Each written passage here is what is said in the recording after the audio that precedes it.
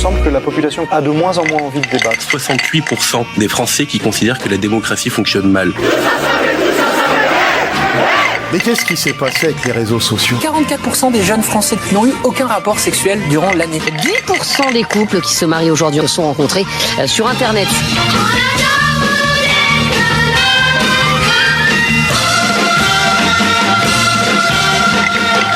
Et bienvenue dans notre émission Avant le troisième verre. On est ravis de vous retrouver, chers auditeurs. On est mercredi, les 19h, et vous écoutez Radio Ems et du coup nos charmantes voix.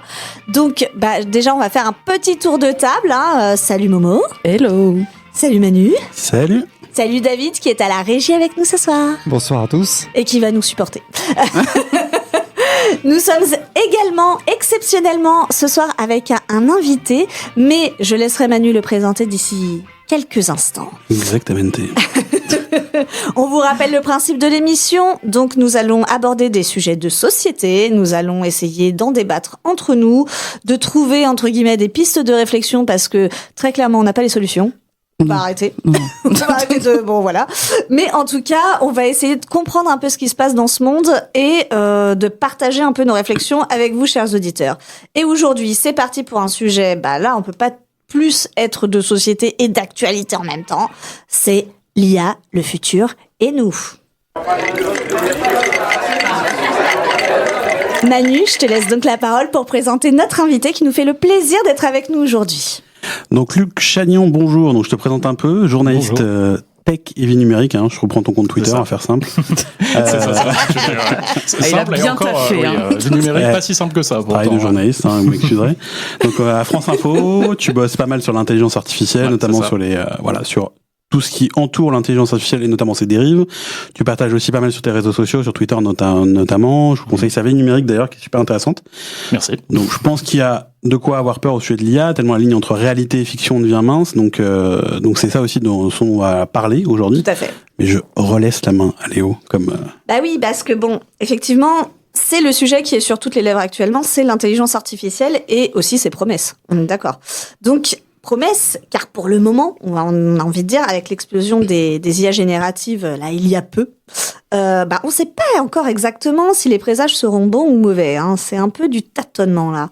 Donc, on est tous d'accord pour convenir du fait que nous avons clairement franchi un cap technologique ces derniers temps, mais est-ce qu'on peut vraiment correctement mesurer les apports et les changements que ça va engendrer ? Ça, c'est moins sûr. On peut facilement, du coup, être perdu et déstabilisé face à la masse d'informations qui nous arrivent sur le sujet. Et que l'on aime ou pas le changement, on ne sait pas vraiment de quoi va être fait notre avenir sous IA. Donc, ça semble important d'apporter des explications et de faire preuve de pédagogie sur ce thème. Et c'est pour ça que Luc est avec nous. Parce que je sens qu'il va, il va nous apporter toutes les réponses.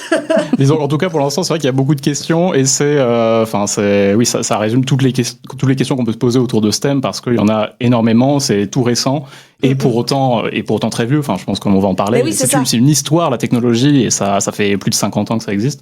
On vit sous IA, les gars. Depuis déjà un petit temps. Alors du coup, je vais vous donner les définitions. Vous connaissez ma passion littérale pour les définitions de déformation professionnelle. Voilà. Ce sera Larousse. Justement, même pas. Non, mais moi, celle que j'ai trouvée la meilleure. Ouais, non, mais j'ai regardé celle de Larousse, elle faisait 12 pages. Ouais, c'est pas corporate pour moi. Mais je pouvais pas. Mais je pouvais pas. 12 pages, c'était trop.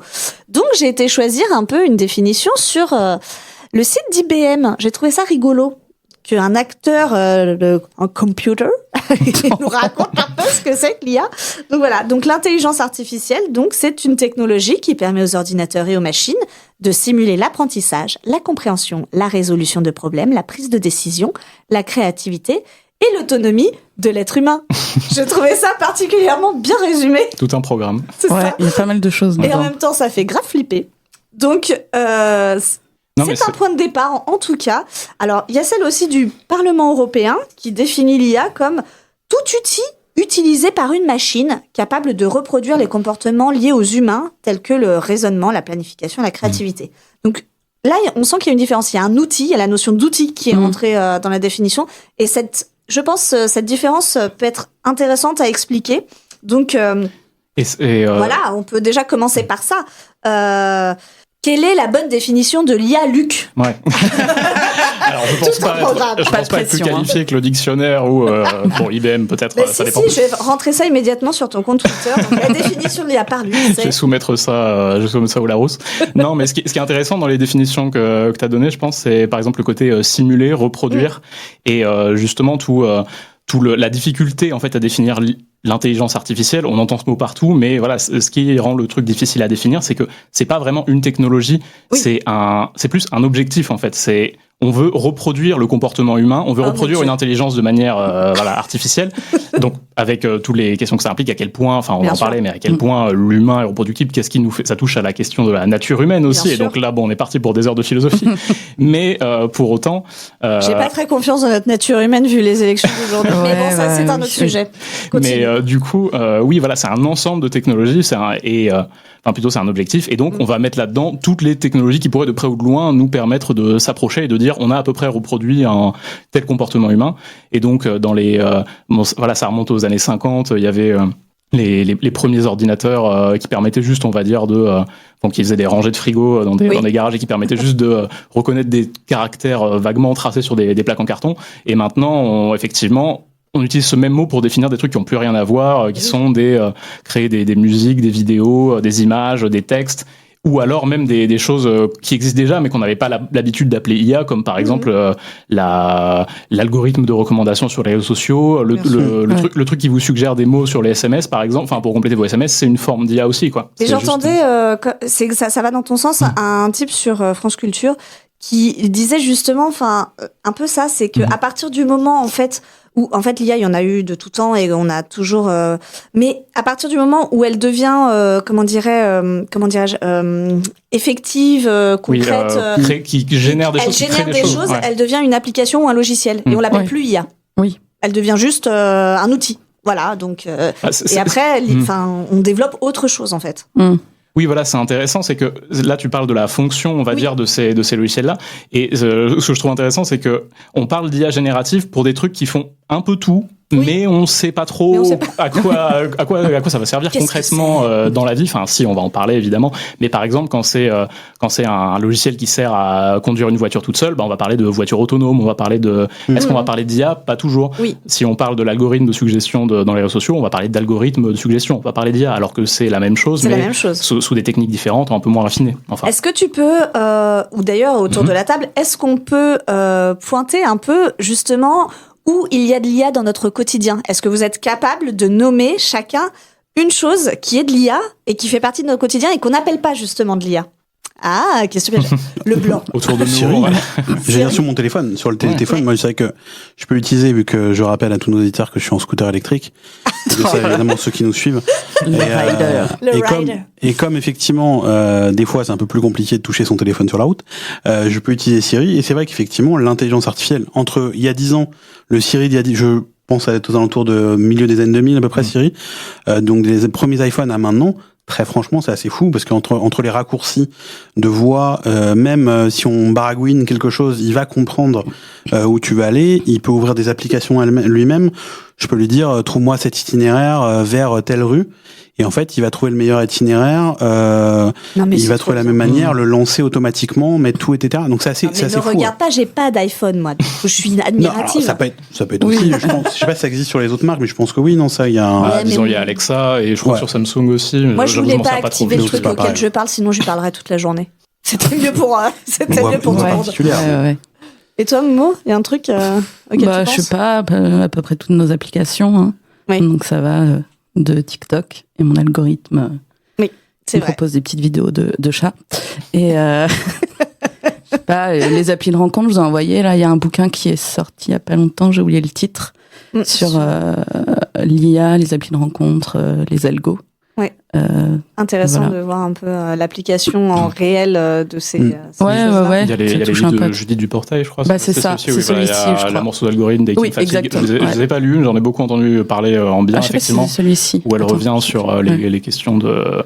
Oui, voilà, de comment les applis de rencontre structurent, on va dire, enfin, de manière un peu invisible, nos choix oui, relationnels, vraiment, etc. on s'en rend pas compte si on cherche pas un peu à creuser le truc. Donc ouais, à peu près tout notre téléphone, hein, de toute façon. Ah bah c'est clair. Bah de toute façon, toutes les pubs qu'on reçoit, tous les trucs comme ça, c'est de l'IA. Insta. Les pubs. Ce fléau. Oui. Même Je pour n'ai les- jamais succombé. même pour les musiques, et Apple l'avait fait, bon, on le citait encore, mais avec Genius, Apple Genius, justement, où ils recherchaient un peu en fonction du type de musique que tu avais l'habitude d'écouter, ils te proposaient d'autres musiques, justement. Et Spotify, Deezer, oui, pour ouais. ne citer que, Des font aussi la même playlists chose générées, maintenant, de ce point de vue-là. ouais.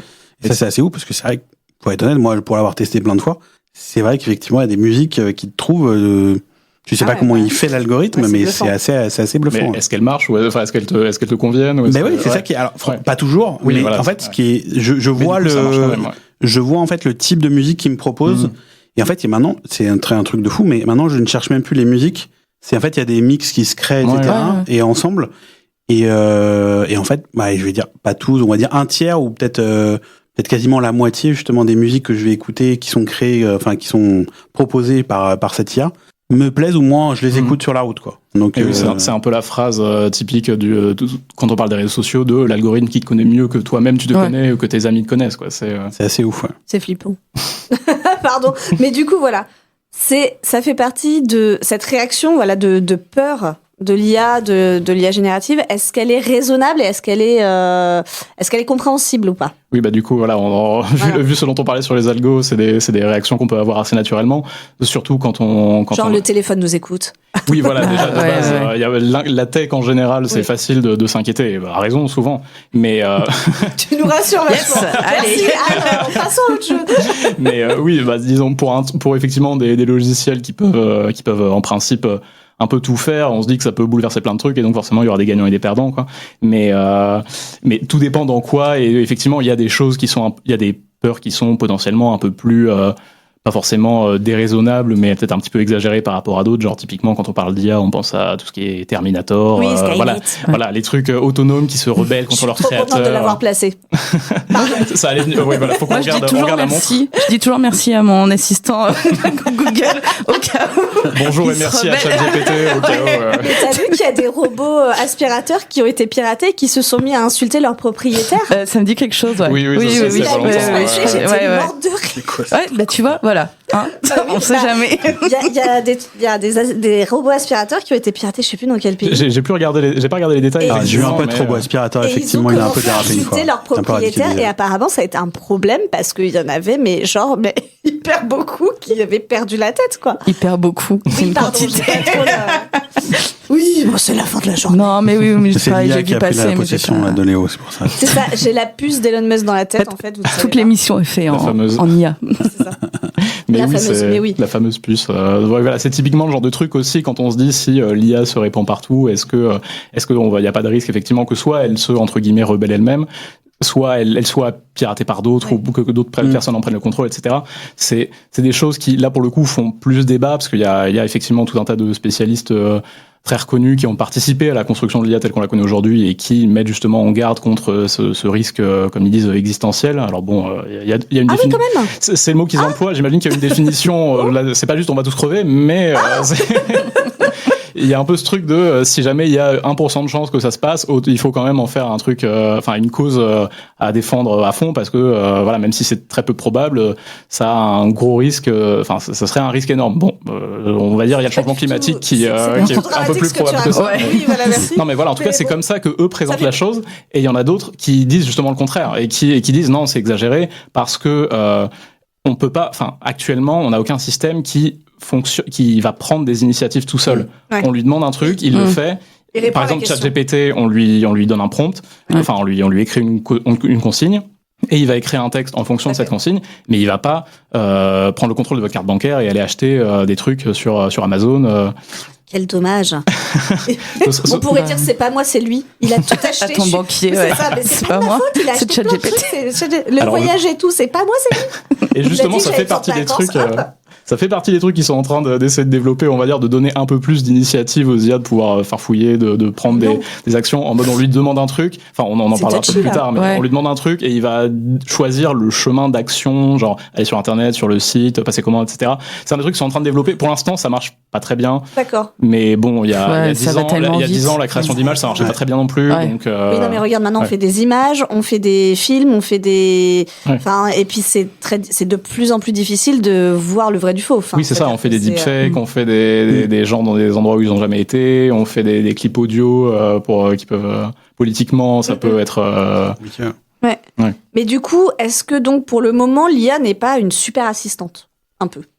C'est une des versions, c'est une des possibilités. Voilà, c'est par exemple effectivement. On ne sait pas où ça s'arrête. Voilà, c'est le fameux truc de l'outil du feu. Ça peut être bien comme pas bien selon comment on l'utilise. ChatGPT peut effectivement, on peut, je sais pas, écrire des mails, écrire des textes, écrire. Alors, je vais pas dire des articles parce que je ne m'en sers pas, mais je sais que disclaimer, je ne me sers pas de ChatGPT pour écrire mes articles. Non, mais nous on écrit des bouquins, on est éditrice, t'inquiète, on écrit des bouquins avec ChatGPT. Non, mais non. Mais non, on en reparlera de la mais justement, il y a des gens en auto-édition ou alors même qui l'utilisent. Enfin, j'imagine que vous le savez, mais bien sûr. Mais du coup, il y a des logiciels qui repèrent déjà quand ça a été utilisé. En tout cas, qui essayent, mais c'est pas super fiable. J'ai envie de dire du tout. Non, enfin, je préfère être prudent que effectivement. Mais généralement, bizarrement, quand même, quand tu dis là, il y a risque que ça a été fait par une IA, machin truc. Bizarrement, les auteurs se rebellent rarement. Ils sont là genre non, je vais réécrire. Désolé. Ça copier-coller malheureux. Vous avez des cas de ça, des expériences de ça ou entendu parler de ça? On en a entendu parler, oui. Je ne citerai rien. Tu n'auras rien. Aucune info. Après. mais oui, voilà, c'est un des. Parmi les nombreuses doutes qu'on peut avoir, il y a distinguer le vrai du faux, il y a effectivement les deepfakes et la manière dont on peut l'utiliser pour nuire à une personne, il y a tous les biais qu'une IA peut avoir, parce que quand tu es entraîné sur des images qui présentent principalement des femmes blanches, de beauté, des standards habituels, dans des métiers clichés féminins, forcément ça va générer plus souvent ce genre de résultats, et si jamais on les applique sur d'autres choses, il y a les algorithmes de la CAF qui sont souvent attaqués par des associations, dernièrement, parce que ça peut éventuellement, selon la manière dont c'est entraîné, discriminer. C'est toujours la question de l'entraînement en fait. Sur quoi c'est entraîné? Et si jamais c'est entraîné sur des trucs biaisés, ça va créer des trucs biaisés. Tout à fait. Mais le problème c'est que c'est un peu toujours biaisé parce que c'est des humains derrière. Et donc comment est-ce qu'on... L'humain est plein de préjugés, de clichés et autres problèmes. Mais en tout cas, ça nous donne déjà un joli petit panel. Et on va continuer à creuser tous ensemble. Mais que serait cette émission sans cette chronique, Momo? Ta chronique. J'ai envie de chialer. Non, mais il y a l'émotion. Un mois plus tard. C'est parti. Tu pouvais pas rêver meilleur lancement. Waouh, ouais. Du coup, voilà, j'ai une pression. Donc mes tops et mes flops, je vais faire un petit flop rapide, qui est un gros flop, mais je voulais revenir, c'était sur la première émission où je parlais du fait que les hommes votaient de plus en plus conservateurs, et les femmes, quant à elles, votaient de plus en plus à gauche pour défendre nos droits menacés. Et donc là, il y a pas mal d'articles qui sont sortis et de chiffres et qui montrent que là, pendant l'élection américaine, donc en fait, il y a plus d'hommes, une majorité d'hommes qui ont voté Trump et une majorité de femmes qui ont voté donc ça se confirme. Harris. Donc voilà, ça se confirme vraiment un peu partout dans le monde. Joie. Voilà, c'est ça. Et donc, comme c'est pas la joie et que il fait moche et que quand c'est ça et que je veux vivre dans le déni, je me mets devant des séries Netflix. Donc, je voulais faire une petite reco. Oui. Je voulais parler d'une série coréenne, donc un K-drama comme on dit. C'est une série qui est en ce moment sur Netflix. Elle est pas encore finie d'être diffusée. Ça s'appelle Les Vertus de la Vente. C'est adapté d'une série UK, Brief Encounters. Le nom me disait un truc, mais en fait... Inconnu. Ouais. Non, mais l'accent passe bien. Incroyable. Je maîtrise de l'anglais. Je suis, Et du coup, en fait, ça raconte l'histoire de 4 femmes qui ont une vie pas hyper satisfaisante dans les années 90, donc en Corée du Sud. Et en fait, parce qu'elles ont notamment besoin d'argent, que c'est compliqué, elles se lancent dans la vente à domicile de lingerie et de sextoys. Ah. Et alors autant dire que dans ce petit village, dans cette petite ville sud-coréenne, ça plaît pas à tout le monde. Et du coup, ça parle d'émancipation des femmes. Il y a beaucoup de sororité, il y a beaucoup d'humour. J'ai vraiment ri, mais vraiment oui. Ce qui m'arrive pas non plus, souvent devant les séries, mais là vraiment des vrais rires. Il y a de la romance parce que dans les K-dramas, on aime toujours ça. Ça fait du bien. Et un peu de mystère parce qu'il y a un personnage qui est là, on sait pas tout à fait son passé, etc. Donc très très chouette, et ça me permet du coup de parler des K-dramas. Donc moi j'en regarde depuis l'adolescence où il fallait les chercher, les télécharger en torrent ou aller chercher sur des sites un peu obscurs. Donc merci Netflix aujourd'hui d'en diffuser.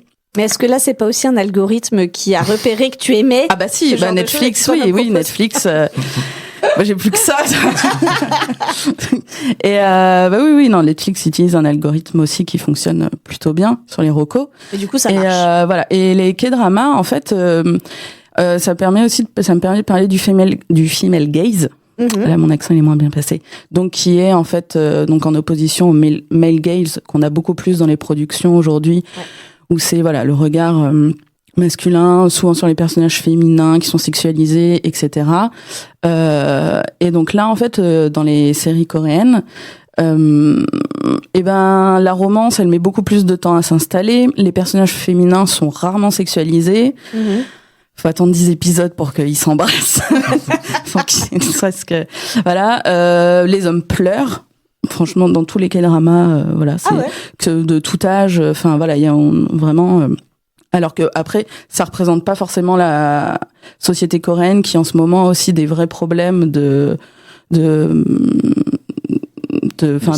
sexisme, de comportements problématiques, etc. Mais voilà, les K-dramas, c'est vraiment, quand on regarde les comédies romantiques, c'est un peu un doudou, quoi. Vraiment, enfin, pour female gaze, ça fait du bien parce qu'on l'a pas tant que ça. Donc c'est pour ça que je voulais faire cette petite reco. Très bien. Et dernière reco aussi, je sais pas s'il me reste du temps. Allez voir au ciné aussi Le Robot Sauvage, donc film d'animation de DreamWorks. J'ai pleuré toute la moitié du du film, mais parce que la BO est très chouette, les couleurs sont vraiment magnifiques. Enfin voilà, même que vous ayez des enfants ou pas, vraiment. Le Robot Sauvage. Ouais, voilà. Eh ben merci Momo. On enchaîne tout de suite avec une pause musicale. Radio Ems, l'essentiel de la musique. C'est de la principauté. Elle émerge mais par la même fidélité. Monaco, son roc, son encre dans l'azur, où son âme s'élève, où son cœur est sûr. Les ruelles étroites, elle les parcourt. Chaque coin, chaque recoin, elle les court. Les secrets murmures des siècles passés, comme un écho de son amour enlacé. Tous les matins, elle a besoin. Tous les matins, elle trouve son chemin. Tous les matins, elle s'écrit au masculin. Il va retrouver son rocher, ça va.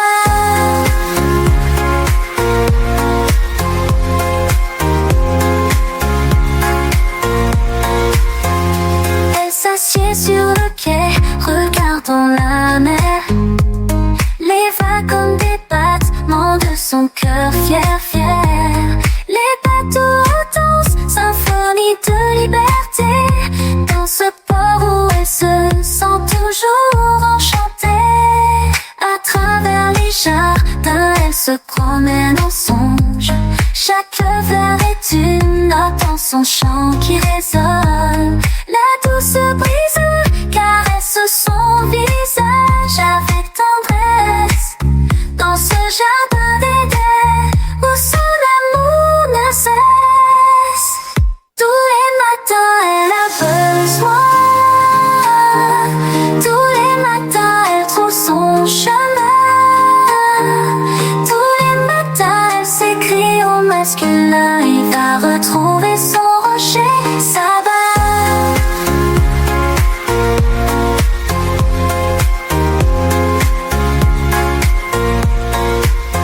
Et de retour sur le plateau, dis donc Manu, pourquoi ce choix de chanson? Ça vient d'une série coréenne. Non, parce que c'est toi. C'est toi qui alors l'as faite. il se trouve que justement pour un podcast de fiction que je fais à côté en dehors de cette radio, même si ça me prend tout le mois pour bosser sur cette émission, j'ai créé une chanson.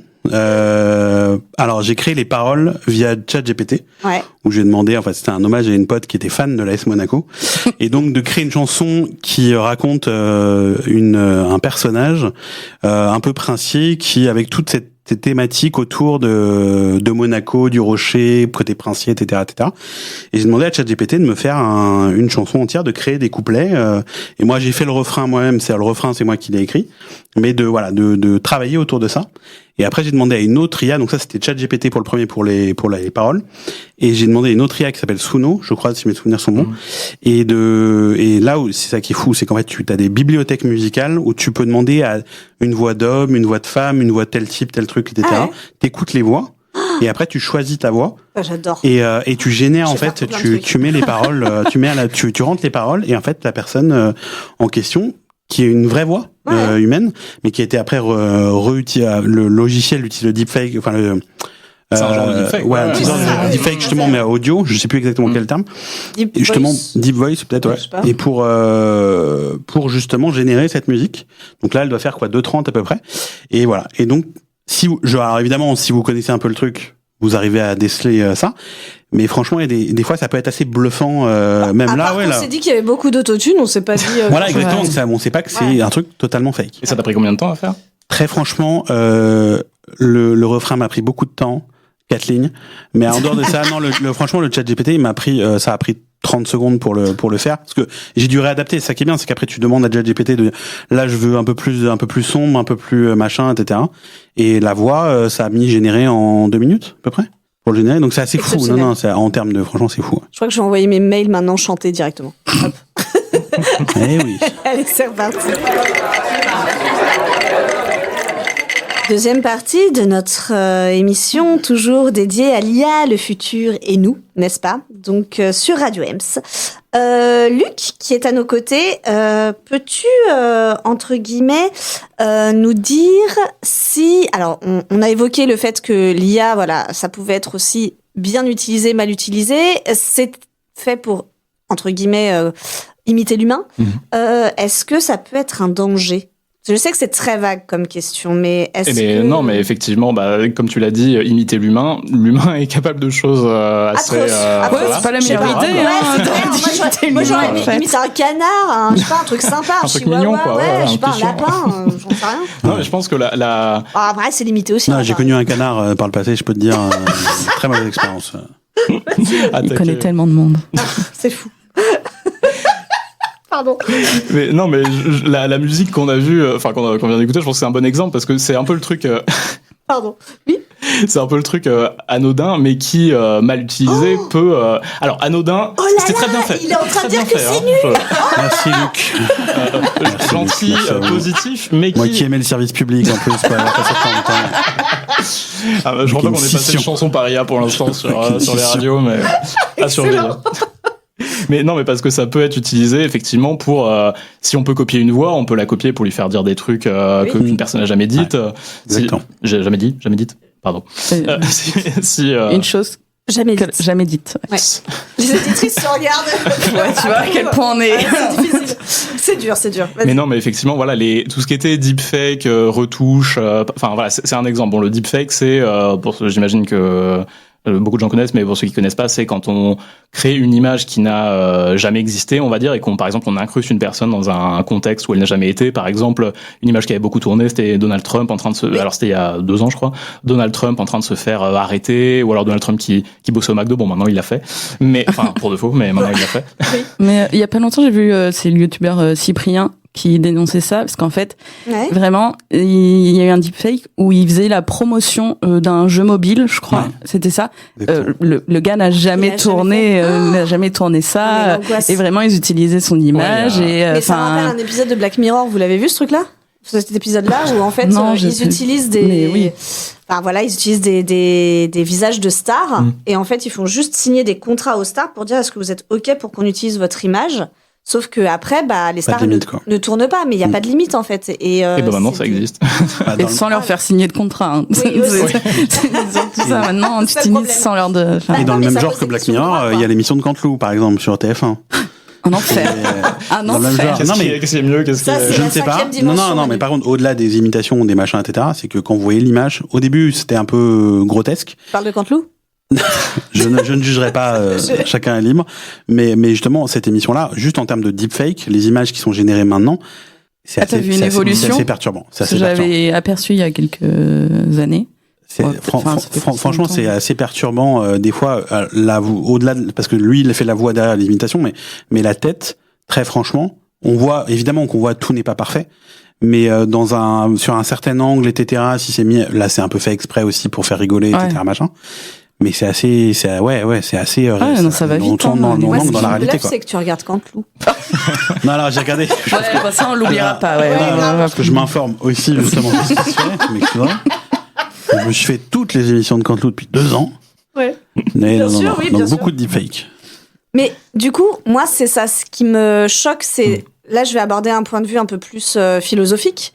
C'est que du coup, pardon, mais pour moi, si l'IA ne fait que répondre à nos questions et ne fait que, entre guillemets, répondre à nos demandes, quelque part, et si elle imite l'humain, c'est qu'elle est capable de mentir. Philosophiquement, ça veut dire ça. C'est-à-dire que moi, on m'avait expliqué, par exemple, que ChatGPT, où là, c'est que de la production de texte, hein, on est d'accord, n'est pas programmé pour dire « je ne sais pas ». Du coup, il va, pour répondre à une question auquel il n'a pas la réponse, raconter potentiellement n'importe quoi, ce qu'on appelle une hallucination, et du coup, mentir. Oui, c'est ça. C'est que, enfin, tout Tu dépend vois, effectivement ce qu'on Et met. il est doté de création. Enfin, en plus, il va Ouais. créer une fausse réponse, quoi. Enfin, plausible, mais qui n'est pas vraie. Enfin, C'est bref. ça, ouais, tout dépend effectivement. Enfin, ce qu'on met derrière mentir, est-ce qu'il faut avoir une conscience pour dire je fais quelque chose de mal, je cache la vérité? Ouais. Parce que, enfin, en tout cas, c'est comme Oui. c'est comme ce que disait IBM dans la définition qu'on a donnée au tout début sur simuler des comportements humains. On va dire, il simule le mensonge parce qu'en fait, il écrit un truc qui est faux. Mais parce qu'effectivement, comme tu l'as dit, son but, c'est juste c'est une machine à écrire, en fait. Et donc, quand on lui pose une question, il remplit sa fonction, en fait, en donnant pour faire simple, la suite de mots la plus probable, on va dire. Et donc, il n'y a pas de vérification, en tout cas à la base, il n'y a pas de vérification de vrai ou de faux. Derrière, ils essayent de corriger le truc pour, enfin voilà, ils lui font créer plein de réponses en mode ils lui disent celle-ci est bonne, celle-ci est pas bonne, et au final ça aiguille un peu plus les réponses vers le vrai que si jamais on le laissait libre de faire ce qu'il veut. Mais, enfin ce qu'il veut. Là aussi philosophique. Ouais. Mais Attention, la limite des minces. voilà, c'est ça. Et donc ça sera pas vraiment, est-ce que ce sera du mensonge ou pas? Là, effectivement, c'est une question philosophique, mais en tout cas, il peut générer du faux. Et c'est là tout l'importance de dire de pas se reposer en fait sur ces outils-là pour croire, pour s'informer, pour s'éduquer. Mais comment on peut... Je suis d'accord avec toi, mais c'est extrêmement difficile de faire la part des choses. Totalement. Et quel outil ou quelle chose on a pour déceler, entre guillemets, à part nos propres connaissances et dire, bon bah oui, effectivement, Platon n'a jamais vécu au XXIe siècle. C'est une grosse connerie, merci.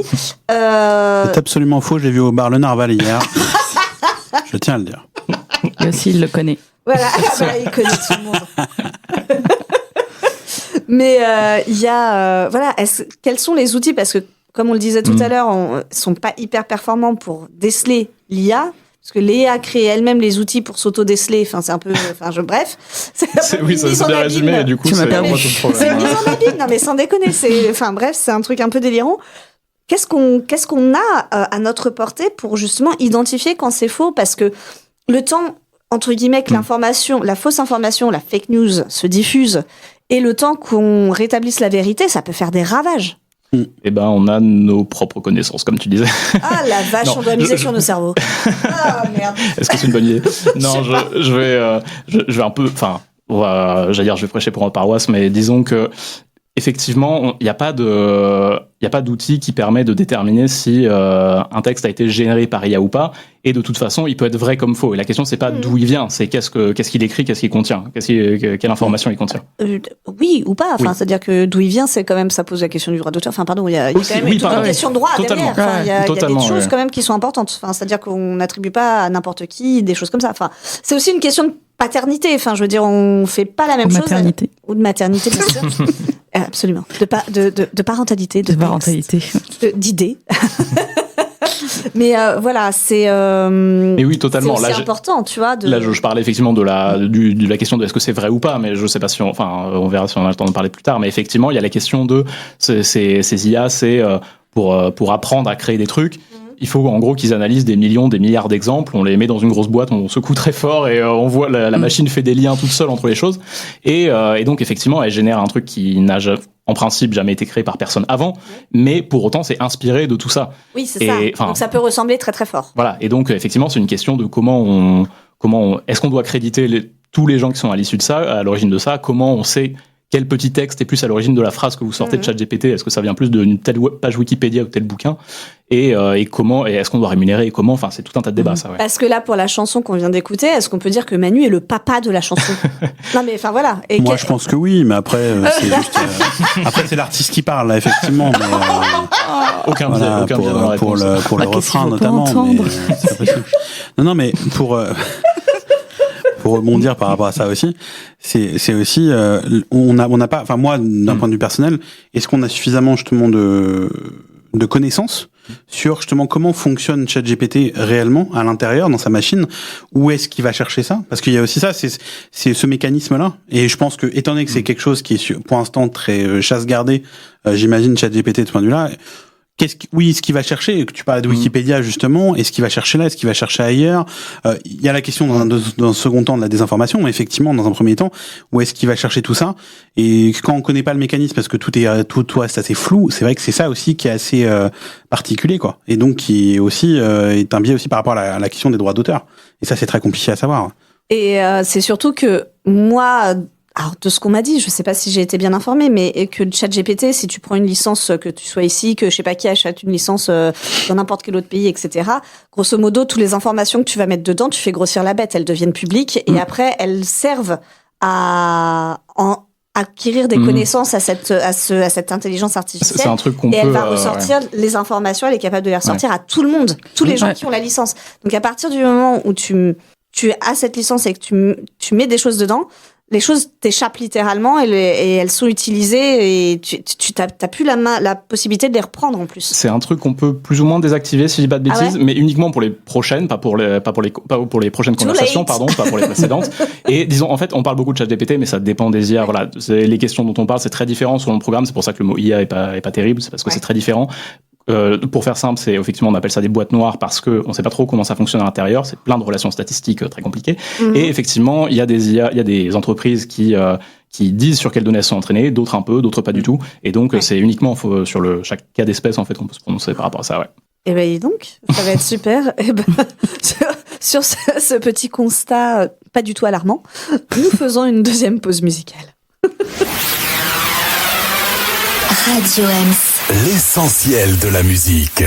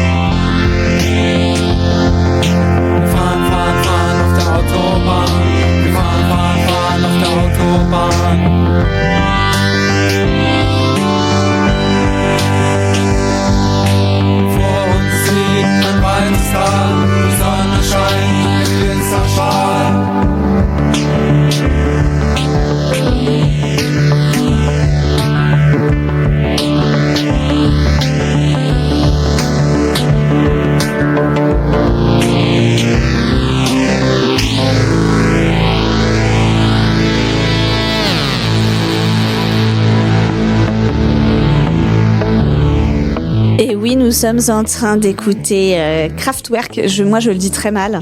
Donc, Autobahn, parce que précurseur de la musique électronique, un des premiers groupes qui a fait de la musique par ordinateur. Waouh. Tu fais vachement bien le waouh. Du coup, sans transition, parce que en fait, je l'ai déjà raconté l'histoire en off, on va passer à la troisième partie du débat. On va consacrer cette troisième partie, après nous être fait un peu peur quand même sur la deuxième partie. Hein. Tout ça est très... ne comprenant pas exactement comment ça marche, ces boîtes noires et ces trucs comme ça. Calqué sur l'humain et donc nos parfois pires défauts. Bref. Ça ne nous rassure pas, oui. Voilà. Faut quand même reconnaître à l'IA qu'il y a des applications hyper cool. Au quotidien, ça nous facilite quand même pas mal la vie. Donc, est-ce que, voilà, vous avez... Encore une fois, allez, participation collective. Allez, je pousse. Hein. Un exemple à nous donner d'application d'IA que vous utilisez, vous, pas au quotidien, mais voilà, qui vous simplifie la vie. Donc Manu, il nous a reparlé de son... On sait que t'as un scooter, on sait que t'as un rider, on sait que t'as Alexa. J'embrasse évidemment tous les riders de France qui nous écoutent. Bravo à vous, les gars. On est là. À deux doigts de faire un représente. Ouais, c'est clair. Surtout que je roule en 50, donc c'est quand même du petit rider. Quand même, tu du disais rider tout à l'heure que tu te faisais dépasser par des trottinettes, quoi. C'est absolument faux. D'ailleurs, la trottinette qui m'a dépassé, de fou. C'était à 70 km/h, là. Elle était au feu. Elle a failli m'arracher les rétroviseurs. Je tiens à dire, cette trottinette, si je te retrouve, attention. Donc, Momo, est-ce que tu as un exemple d'IA que tu utilises et qui te simplifie la vie? Au quotidien?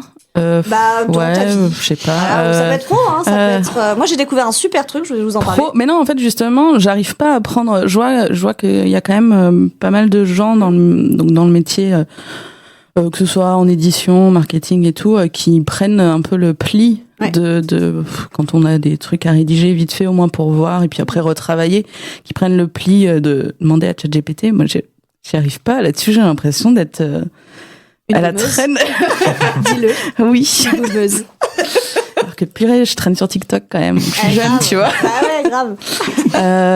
Non, je sais pas, on en parlait tout à l'heure, mes recos Netflix, l'assistant Google de temps en temps, pour poser des questions, ou lancer des minuteurs et juste, tu vois, je cuisine, je lance mon minuteur. Vraiment, c'est des trucs pas très... ouais, non, je sais pas. Faudrait que je fasse ça, c'est une trop bonne idée quand t'as les mains dans la bouffe. Ouais. Lance-moi 3 minutes, là. C'est ça, ou relance ma vidéo. Ouais.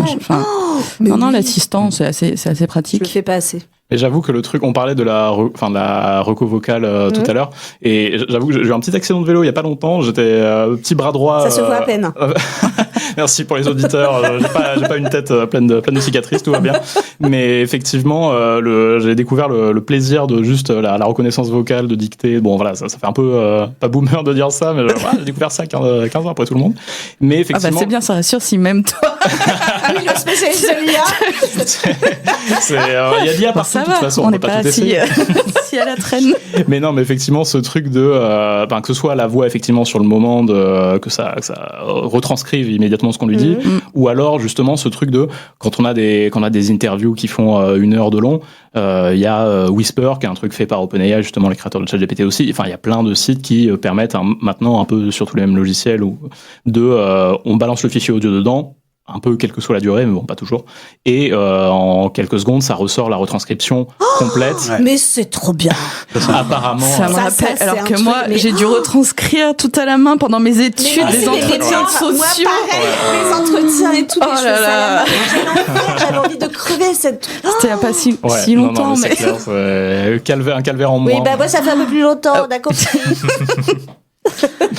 Mais c'est évidemment, on a mis plein de disclaimer, de attention depuis le début du sujet, et c'est vrai que faut toujours faire gaffe que ce soit correctement retranscrit, et ce sera plus facile si c'est des phrases sur des sujets un peu généraux que des trucs ultra précis, bien avec sûr. Du vocabulaire, des chiffres, des trucs comme ça. Pareil, de toute façon, que plus les sujets sont précis, plus l'IA se plante potentiellement. Ouais. Elle a du mal à comprendre et à bien à bien se sortir des idées, parce que quand un sujet est très très très très très très très précis, il y a moins de, entre guillemets, on l'a moins nourri, et du coup elle tape un peu à côté. Mais moi, aujourd'hui, j'ai découvert un truc génial. Ça date Attention. d'aujourd'hui, pour l'émission, j'ai tout donné. Je vais pouvoir m'en servir. Non, mais c'est vrai, j'ai fait une réunion Zoom avec une autrice et j'ai demandé à l'assistant IA de me générer la synthèse de notre entretien. Et il a fait ça, mais trop bien, quoi.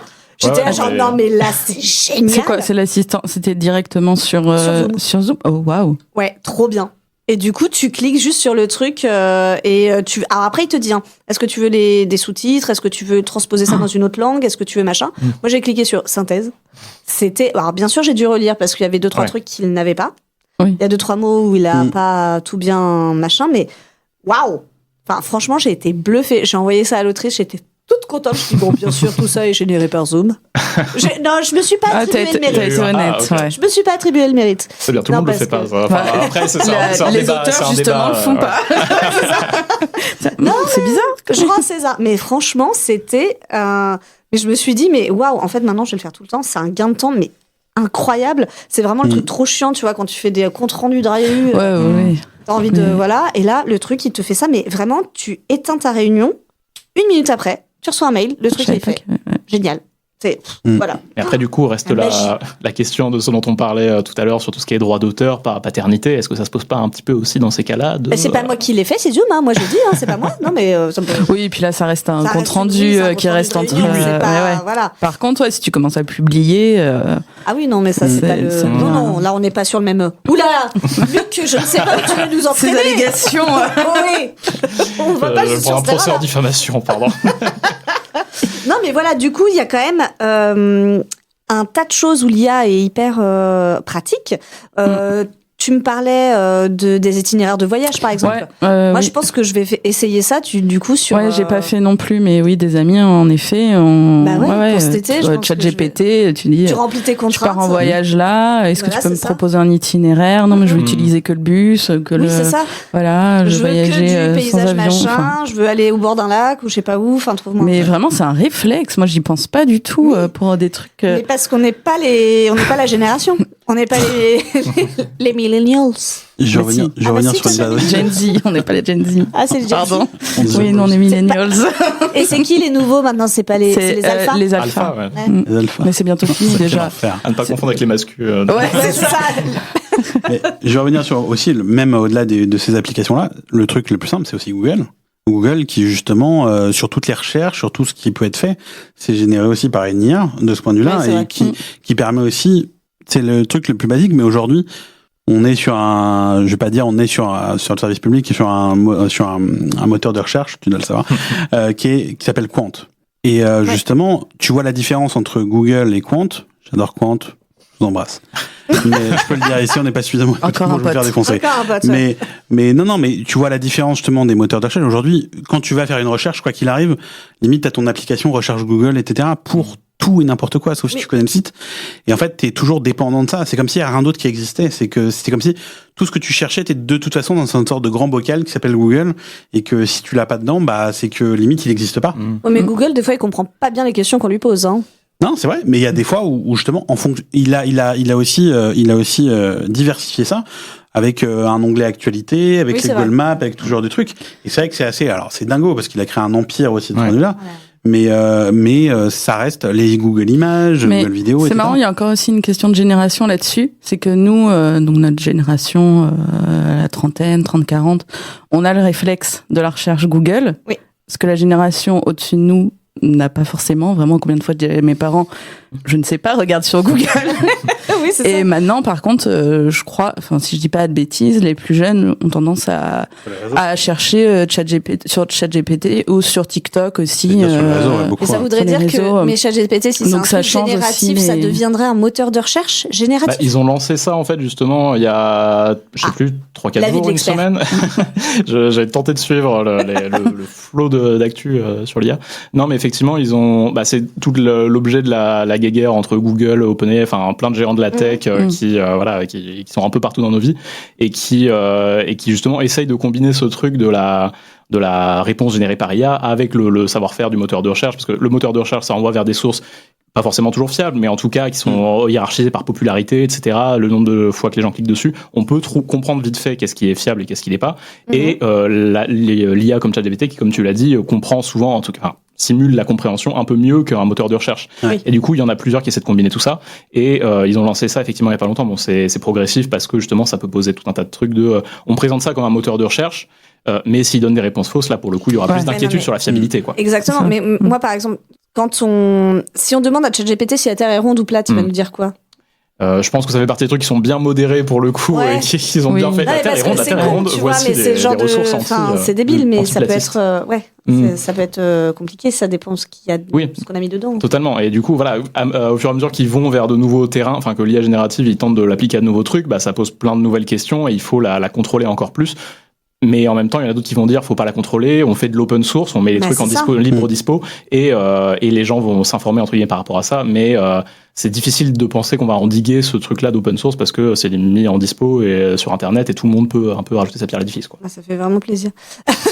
Non, mais je me dis vraiment que les générations vont avoir ce réflexe d'aller chercher un truc, mais en fait, ils vont être moins bien informés. Enfin, potentiellement, ils risquent d'être moins bien informés. Moins bien éduqués, déjà. Ouais. C'est aussi ça. Parce que l'éducation des médias aussi est importante. Ouais. Mais bien sûr. Et malheureusement, elle est pour l'instant pas assez... Ah bah oui. À l'école, ça devrait être quelque chose qui devrait être justement une base là-dessus. Ça devrait être une nouvelle matière qu'on apprend, effectivement, Exactement. parce que c'est tellement compliqué. Enfin, maintenant, c'est tellement partout et c'est...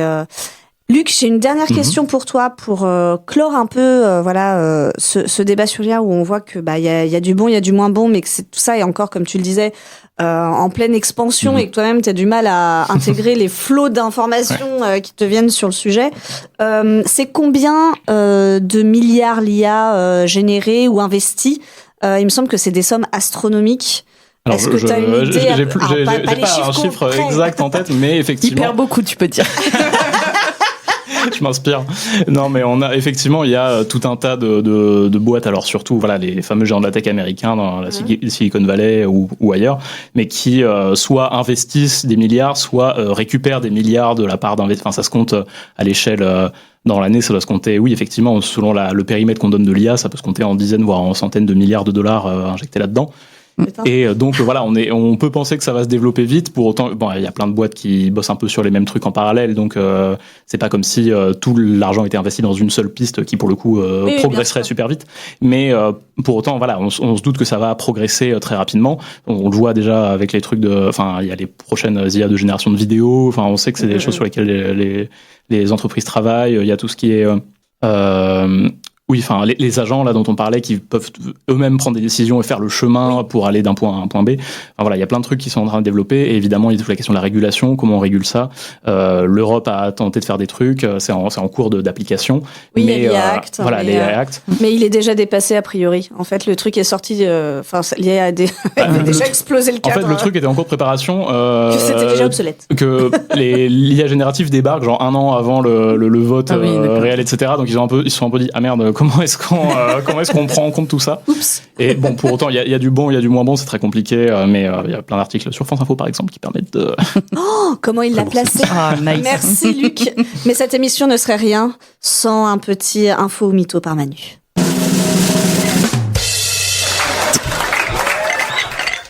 Merci pour le temps que nous allons avoir.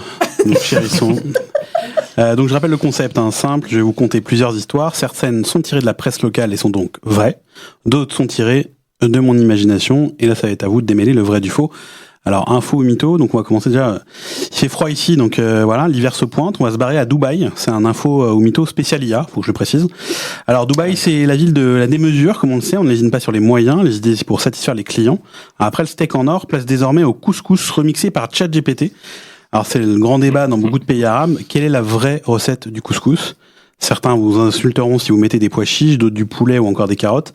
Alors le restaurant Bab Al Mansour a décidé de laisser ChatGPT s'occuper d'une nouvelle recette de couscous sur sa carte.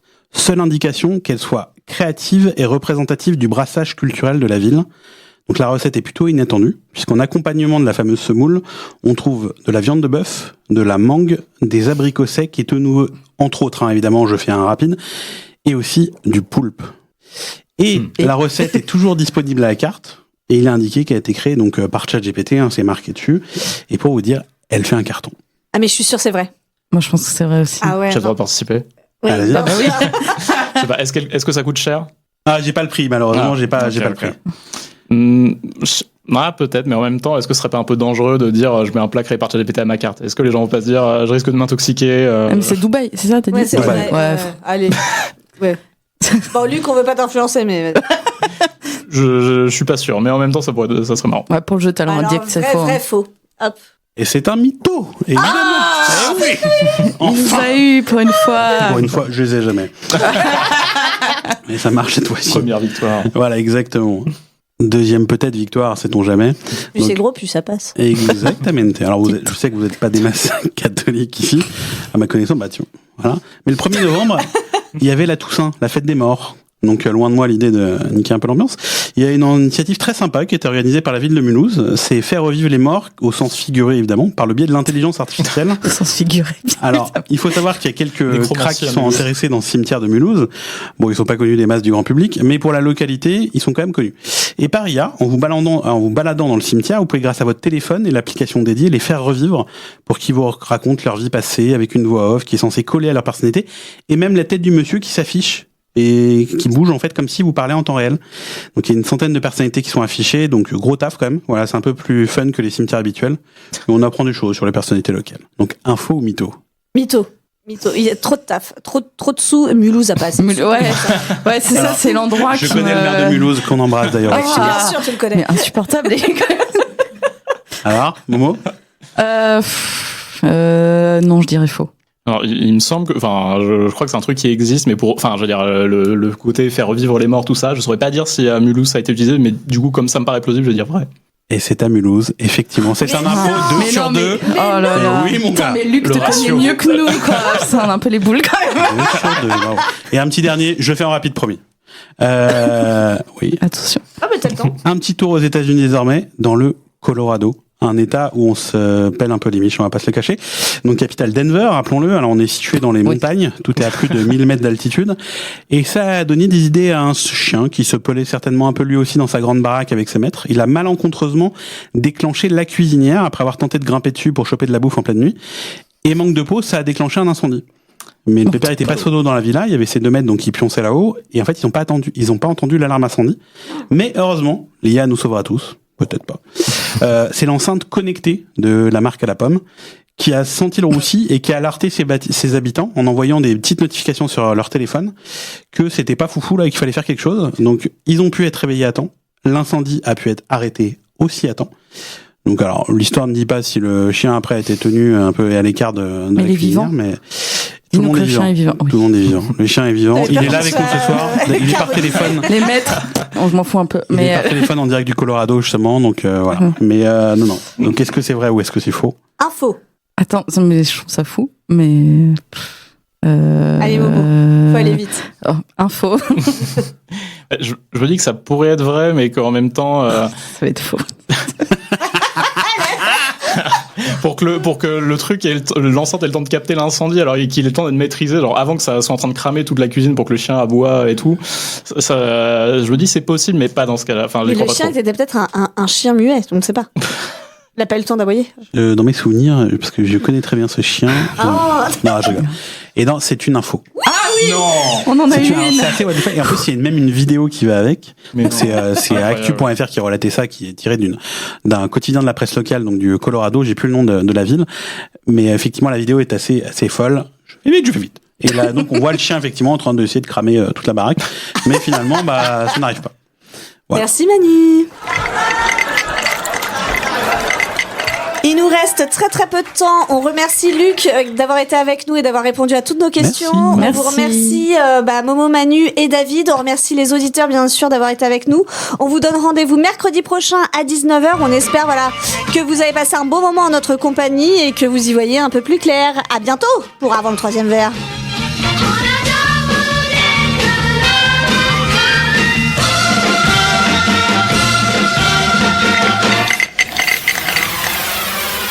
Radio Ems. L'essentiel de la musique.